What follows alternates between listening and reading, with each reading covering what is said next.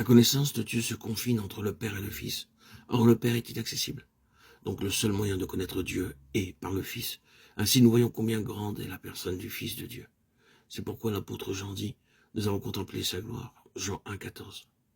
Ce glorieux Fils de Dieu se vida lui-même et devint un homme de douleur. Le prophète Ésaïe écrivit 700 ans avant Christ. Méprisé et abandonné des hommes, homme de douleur et habitué à la souffrance. Ésaïe 53,3. Nous pouvons nous étonner du fait que le prophète Ésaïe écrivit ces paroles environ 700 ans avant que Christ naisse. Cependant, il est vrai qu'il les écrivit, et le fait est qu'elles s'accomplirent à la lettre.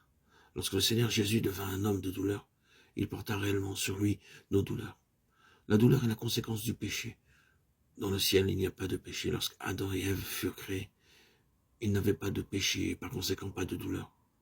Après leur désobéissance à Dieu, en mangeant du fruit défendu, Dieu leur déclara ce qui en résulterait.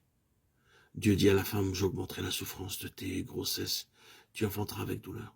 Et dit à l'homme, le sol sera maudit à cause de toi. C'est à force de peine que tu en tireras ta nourriture tous les jours de ta vie. Genèse 3, 16, 17. Ainsi nous voyons que la douleur est la conséquence du péché. Pour ôter nos douleurs, le Seigneur Jésus dut porter nos douleurs, de même que pour ôter nos péchés. Il dut porter aussi nos péchés. Personne au monde n'a pu ni ne peut faire de telles choses pour nous.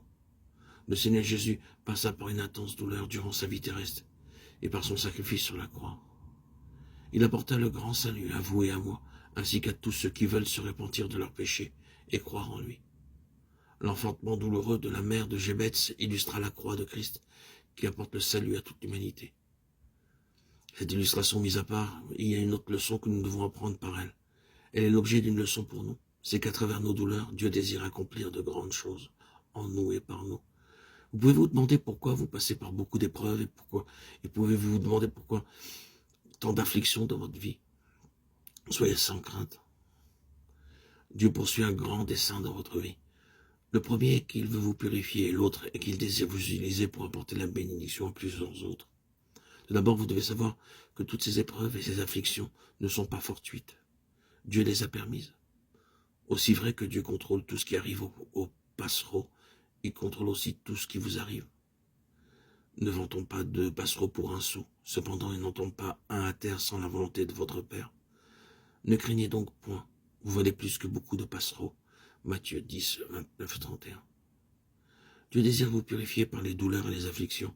Job, l'homme de Dieu, savait cela et disait, « Il sait néanmoins quelle voie j'ai suivie, et s'il m'éprouvait, je sortirai pur comme l'or. » Job 23, 10.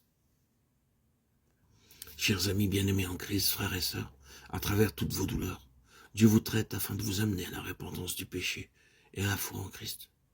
Que le Seigneur vous aide à vous repentir et à être sauvé dès à présent.